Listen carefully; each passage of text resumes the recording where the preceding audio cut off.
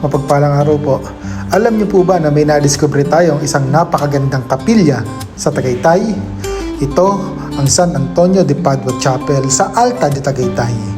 Paglapit mo pa lang, mapapansin mo na agad ang facade na gawa sa baked mud bricks, parang ibinalik ka sa panahon ng mga lumang misyon sa Mexico at California. Meron pa itong maliit na kampanaryo o bell tower na bagaman simple, nagbibigay ng dignidad at karakter sa buong kapilya. Sa loob, ibang karanasan naman ang naghihintay. Makikita mo ang altar na may malinis at payapang disenyo, at sa itaas bubungad ang dome na kulay puti, simple pero nagbibigay ng liwanag at pakiramdam na malapit ka sa langit habang nananalangin. Sa gilid naman ng chapel makikita ang arch na hindi lang pampaganda. Doon din dumadaan ang malamig na simoy ng hangin ng Tagaytay. Kaya habang nagdarasal ka, ramdam mo ang katahimikan at preskong presensya ng Diyos. At kapag naman lumabas ka, bubungad sa iyo ang tanawin ng Taal Lake at Bulkang Taal. Parang paalala na hindi lang ang simbahan ang obra, kundi mismong kalikasan.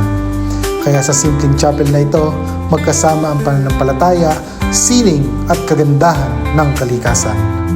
Muli, ito ang San Antonio de Padua Chapel sa Alta de Tagaytay. God bless po!